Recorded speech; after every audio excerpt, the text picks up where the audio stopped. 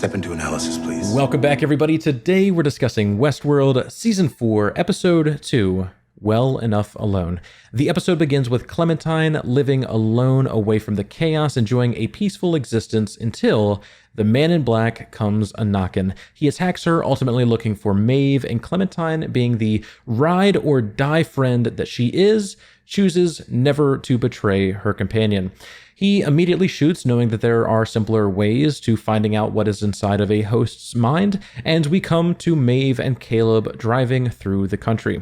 They discuss Caleb's family and how they are the best thing that has ever happened to him, and Maeve makes a comment about his wife's genetics ultimately being the reason that his daughter is so lovely. It's of course a joke, but I think that it highlights the concepts that I spoke about in the How Westworld Ends video. This measurable portion of our genetic code going to our mental health, and the super common fear that it is believed that, your children will end up just as broken as you perceive yourself to be.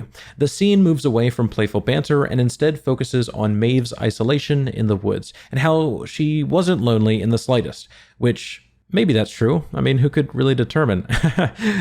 They arrive at the senator's house and quickly meet the occupants, who, after a short, suspenseful conversation, turn out to be hosts, replaced by William and Dolores.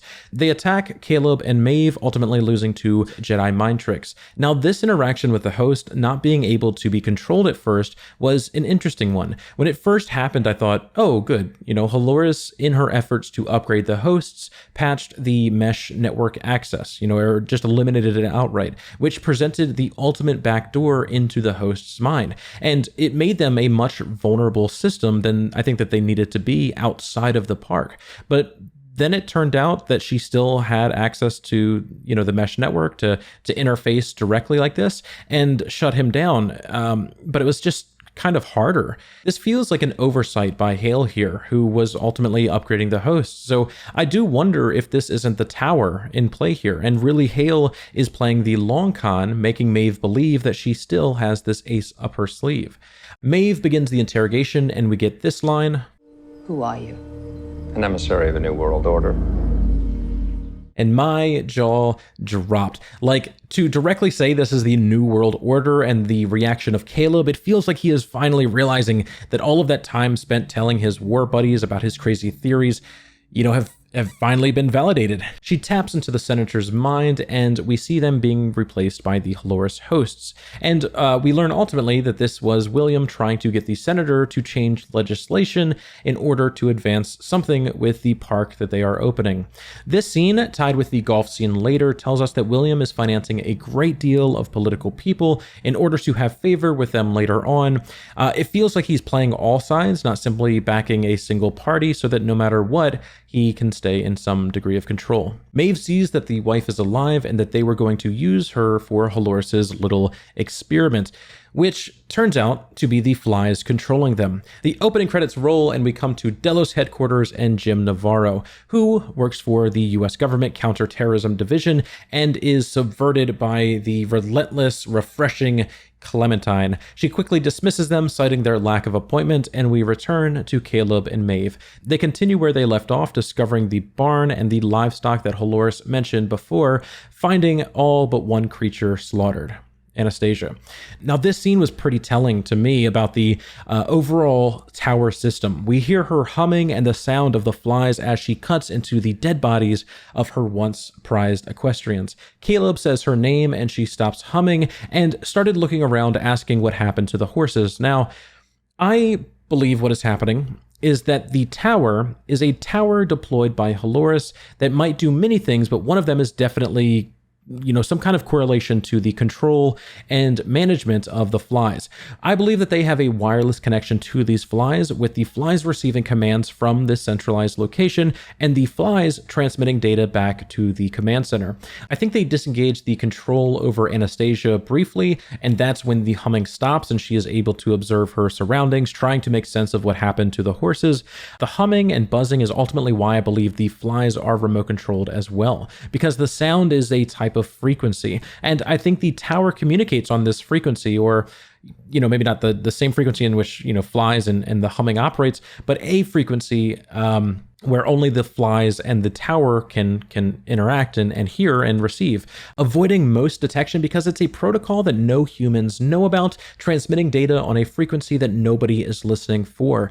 It would be a great way to operate, but we actually do know someone who is listening, someone who thinks just outside of the box and is observing the world more than most. And that is the person sitting outside of Christina's workplace. He rants and raves about the birds and the tower and the song with no sound, and this led me down a rabbit hole of why there might be dead birds outside of Christina's work. This ultimately led me to the fact that certain frequencies can have adverse effects on wildlife, specifically with cell phone towers and the microwave radiation that they emit, specifically in birds, causing sparrow eggs not to hatch or to be born with deformities.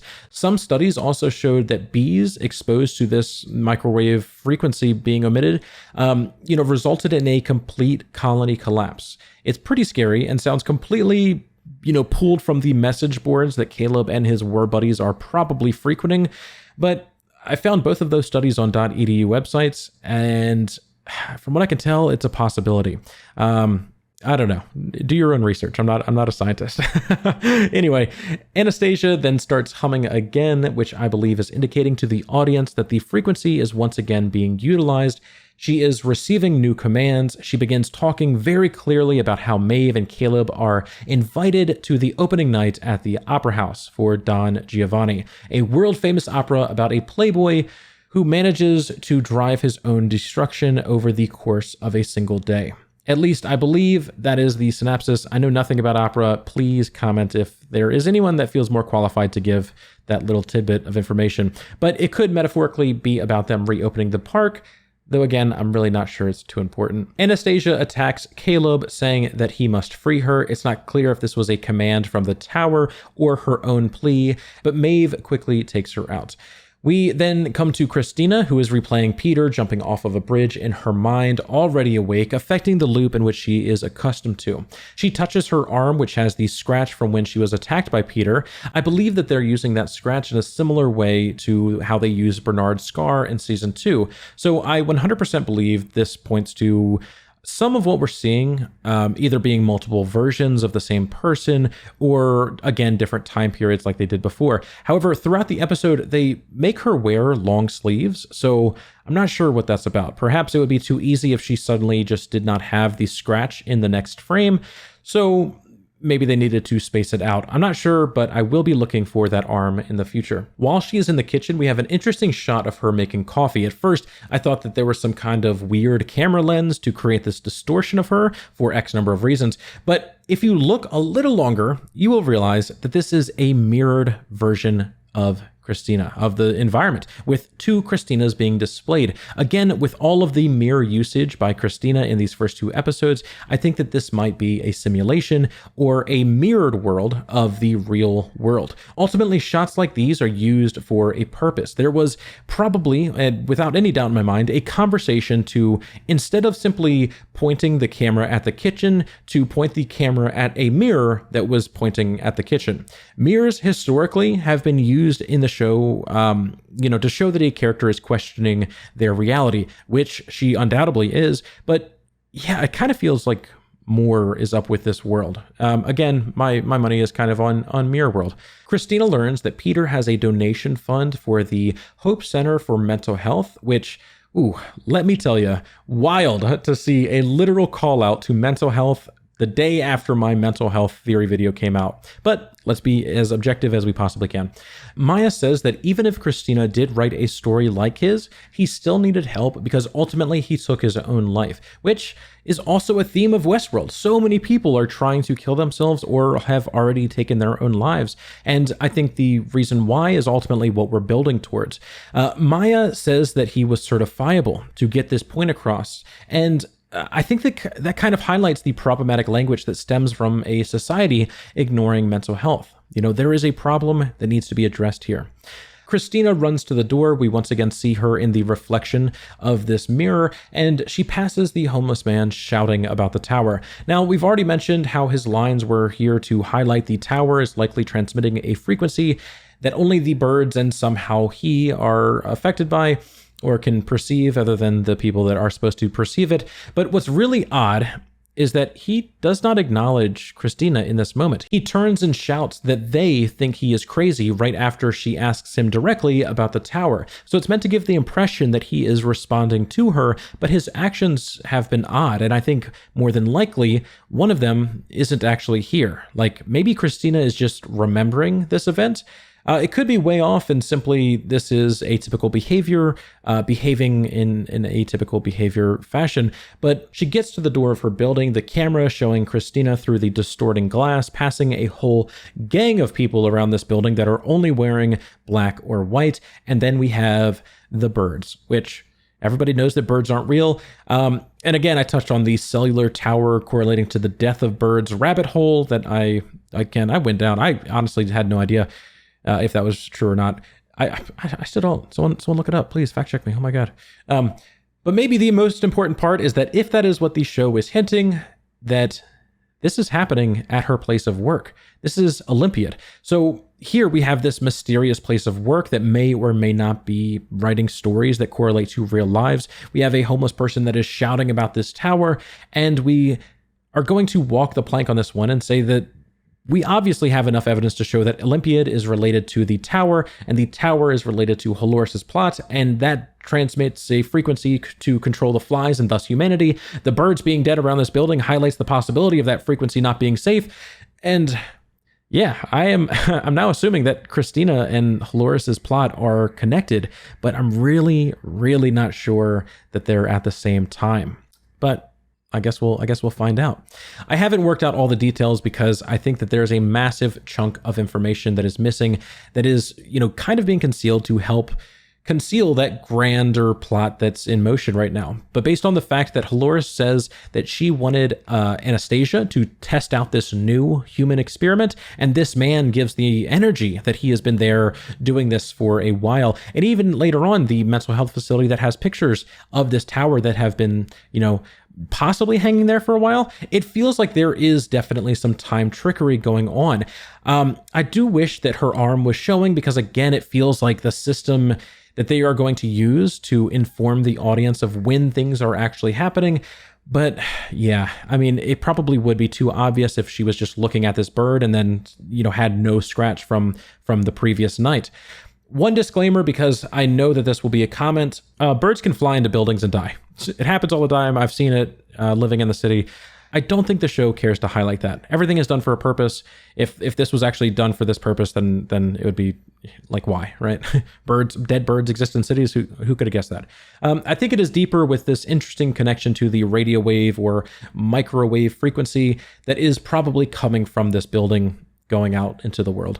She decides to vacation in New Jersey, the Forbes top tier list of travel resorts here in America, and we come to William the motherfucking goat. This entire scene made me so happy, and as soon as I saw the golf course, it occurred to me how little sport that there would actually be if robots were golfing. The showrunners would embrace this concept beautifully and use it as a way to intimidate the vice president. We also saw Clementine being a badass with her motions looking a little more robotic. Did anyone else, pick this up? It feels like this is them hinting at her being hobbled by Haloris, or maybe even hinting at her being a different build. There has been some talk throughout the series about how beautiful the previous generation was, and I even said during season 3, if I was picking a body personally that I wanted to exist as for the long term, I feel like the one that was made of metal and was more durable would be what I, as a sentient robot, would actually want to exist as. More than anything, I think that her movement just highlights that she has been changed. And ultimately, this smirk here, oh my God, that was it. Marry me. William also says that Clementine has been with them for a long time, which feels like it was included to highlight the time passing in relation to when she was discovered and being killed by William to where she was rebuilt and operating as a member of the Haloris army. Again, who knows how much time has passed, but it does seem to hint that maybe a long time has passed.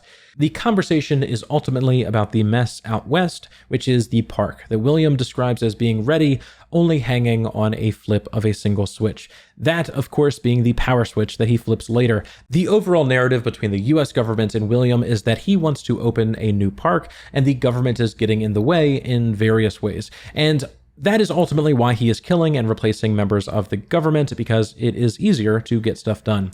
During the confrontation, the vice president calls him a psychopath and damaged goods. William replies that he is neurodivergent, and I lost my mind. It is a great interaction and further affirms my belief in the How Westworld Ends video. He's goddamn right. This human was trying to use the other human's mental health against him, and he ate his words because of it. Let's go, robots. Help humanity learn to be nicer to each other. Of course, the lesson doesn't really land because he then kills the vice president and replaces him with a host. But, we're all just live, laugh, loving out here, and, I think we should stand an emotionally intelligent man or robot. Clementine kills the Secret Service, and we return to Maeve and Caleb at the Opera House. He talks to Carver, which seems to be his war buddies or conspiracy theory buddies. I'm envisioning just kind of a good human force that Caleb trusts and talks with often about the happenings around the world, or his theories about them. He tells them that they are going to the Opera House and requests backup, which ultimately is kaput. And for Carver to specifically keep his wife and child safe. I feel like this better positions us for a story about them not being safe. Like maybe they are going to be used for leverage later on, as opposed to a story that's simply Caleb trusted this person that we don't know at all to keep his family safe against the robot army that we know he is up against. Ultimately, I think that those two are not as safe as they could be. They enter the opera finding a single record player and they stop it. The floor opens, bringing them to a long hallway with a door at the end that immediately reminded me of the door William took the first time he entered Westworld. And kudos to anyone who recognized that as the door was opening. They were then presented with a long rectangular room, and of course, this was going to be a train. The two of them talk about their drinks of choice being creatures of habit, and plainly showing us that these two have been through more than just the hard times together. I think that is really nice, and I'm really glad that they are as close as they are. Friendship is a beautiful part of humanity, and maybe that needs to be highlighted a little bit more. They describe the lighthouse, which I'm assuming is the moment that we have on screen now, and how Maeve saved his life. Caleb describes his wife not believing that he is really past that moment, or the war in general. And this again comes back to mental health and the possible PTSD that he probably suffers from going through such traumatic events. They also use this moment to highlight how easy it is for Maeve to put the past behind her, showing us clearly the emotional power dynamic that is being presented with humanity desperately needing help from somebody else and having no idea how to fix it. The train starts moving, and Maeve has a line that wasn't my favorite line of hers. Honestly, it was kind of weird. I'm not sure why, but regardless. And then we see a quick glimpse of the new park that they made in the desert. It is massive, and normally a city like this would have taken decades to create.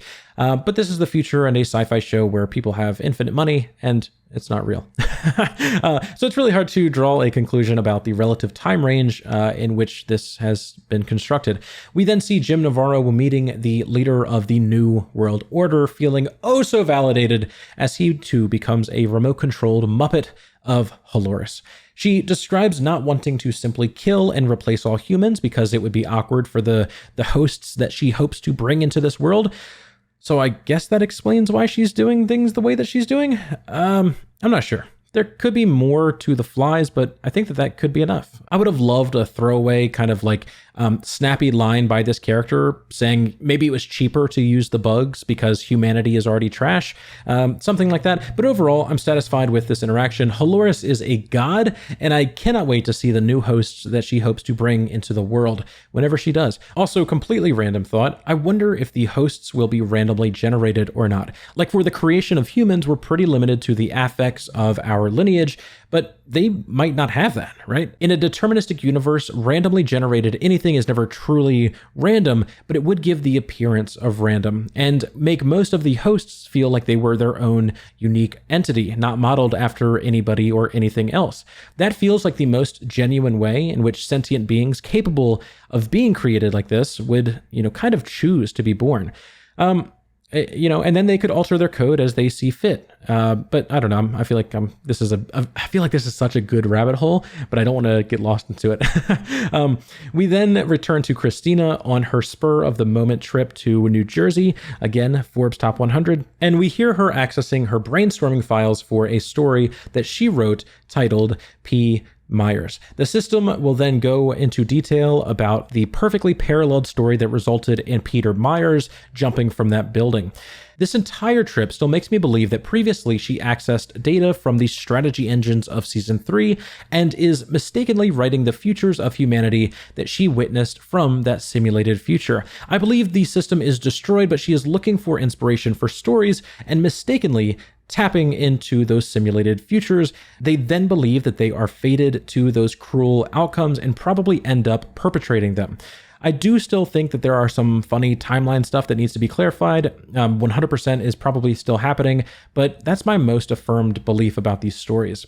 Her boss calls, revealing to us that she only has 4 sick days and that they are tracking her location after she has remotely accessed the archived story files. Now, I want to do some zoom-ins and go over this data because it is odd, but please keep in mind that previous seasons this has been used to trick us with information that ultimately did not matter. So yeah, I probably won't be using this information, but it is interesting. We can see her employee ID number, metrics that show incomplete and developing narrative. This section has emotional drift and cognitive drift, both say inactive. Then a little further down in the section titled Shepard, the narrative logic and logic collisions are inactive. Then over here, we have this branch coming off of a closed loop. And the section I can make out reads actor, protagonist, female, young woman, semi-independent. It feels really odd. It feels like it could be foreshadowing Christina being this character, or it could just be a meta joke. The last little bit of interesting information on this page, I was hoping it would reveal more, but it's this P. Myers character. This can be interpreted in a bunch of different ways, but I'm going to try to do my best to think it out with you.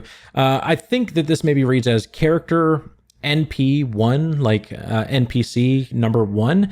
Prof, it could be professor or proof, like a sample character or in development character. Neg 8, which it wasn't until I actually said that out loud that it meant anything to me. I think it means negate, right? Negate. Like it's negating some kind of force in this story, or it is a negating force in this story, though I'm not even sure what that means. CP4432 sounds like a revision number or maybe a version number, or it could be Christina P and maybe the number of characters that she's created. I have no clue on this. And finally, to reflect my own overall thoughts, I don't know, .pin. So there it is. I've included this because I wanted to see all of that up close. Let me know. Honestly, let me know if you think it's still worth breaking down screenshots like that. In the past, I think it's helped with the Charlotte the Betrayer theory, which was solved before literally the whole world. But it is ultimately one of those vectors in which the showrunners could put silly information or misleading information to distract or mislead us, and the general audience would never know it was there, so it's ultimately not a big deal. We then see Maeve and Caleb getting ready for the park. Maeve picks up some guns, which I believe she feels confident in her ability to not be affected by the mechanics in place that would prevent them from being used against humans. And the host asks Caleb if he has any issues with mental health, which, oh boy, that feels important. Maeve pushes him along while he was going to take the time to consider the grander implication of going into the park that could traumatize him further, ultimately not seeing a way around it. They were going into that park, and he did not have an option but to experience more that would and will affect him probably later on. This brushing off of mental health concerns is the issue though, right? He does need to take the time to consider these things for his overall well-being. Perhaps Maeve doesn't understand that, opting instead to remove his body autonomy by insisting when he does, ask why that would matter. She insists that he is he's fine. They opt into the park's new policy, allowing them access to their data, because I'm assuming both of them already believe that they have all of the data that they could possibly want on each of them. And we come to the choice of hats. Right before that, we have this awesome shot of them between these two mirrors. The one on the left is color graded a little darker, and the one on the right is a little bit lighter, probably highlighting their choices to come. Before the hat selection, we return to Christina finding the Hope Center for Mental Health in ruin, meaning that this place closed down a long time ago, but looks to be in the process of being demoed and rebuilt for something else entirely. She finds Peter Meyer's memorial wing faded and covered in grime. This is really hard to explain, and it could relate to a non-linear timeline or the theory that I have about her writing stories from the simulated future, but I'm not sure that we have a solid foundation for what this could mean in relation to everything else. Again, something fishy is happening. From Christina's perspective, Peter died 3 days ago. She then calls her friend, who insists that she cancels her call to adventure, requesting instead she stops investigating and comes home. Which could be a red flag, honestly, by people ultimately controlling the strings. It was her friend who showed her this, who showed her the obituary, and ultimately led her to going here. Christina then finds the drawings of the tower, further making the story indecipherable.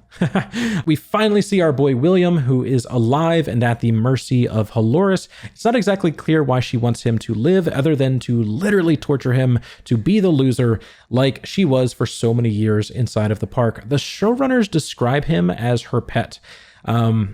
She has a nice line about bringing children into the world that is full of jackals, showing us that she believes that she needs to take control of the world and make it safer before simply making more of her kind. We then hear a speech from host William talking to a room full of rich people about how the parks were profitable and ultimately worth the risk because, hey, money is good.